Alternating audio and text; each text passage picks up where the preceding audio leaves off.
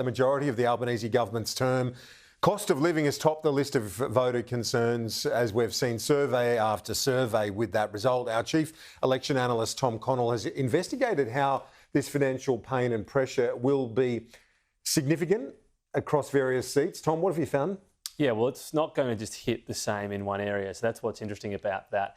When we look at, one of the first clear signs of financial stress in Australia, it's actually people falling behind on power bills rather than falling behind on their mortgage. So there's been a big increase in people experiencing hardship with their electricity bills, unable to pay them on time, essentially. 195,000 are receiving assistance. That's of December 2024. This excludes WA, by the way. It's an increase of nearly 50%. The most people struggling in Victoria, 84,000 there, and yet the biggest increase, New South Wales, up nearly 84%. So these are big numbers historically. Remember, this is with the $300 rebate over a year. And note Queensland as well, it's barely shifting. Well, they got an extra $1,000 rebate from the state government. So that's why Queensland is the outlier. It's a similar story with gas bills up more than 50% on hardship numbers across the country. Again, Victoria, the most affected. And again, New South Wales, you can see here, with the biggest increase.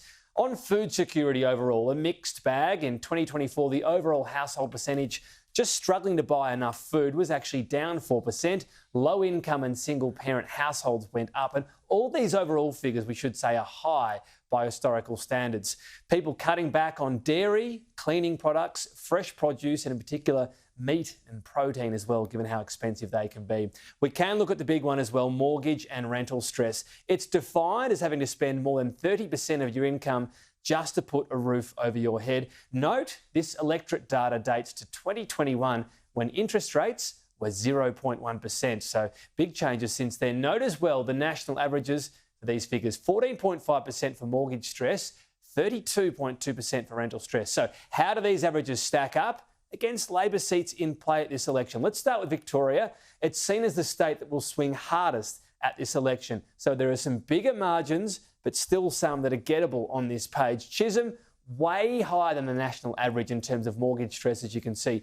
Bruce and Aston also higher as well. The rest closer to that national average. Only Hawke much above the national average on rental stress when we look at that measurement. Keeping in mind, again, these figures will be higher because not only have, of course, interest rates gone up, rents have increased significantly in the past 3 years as well. Looking at Sydney, it's the outer suburbs with the lowest margins and the most in play at this election. For all of the Labor seats in particular, you can see mortgage stress much, much higher than that average of 14.5%. Again, keep in mind, this is when interest rates were 0.1%. The same 4 seats are also above the national average for rental stress. So, in other words, these 4 seats, these people are really feeling it right now. Going further out in Sydney and up to the Hunter, we can see a host of marginal seats being targeted by the coalition.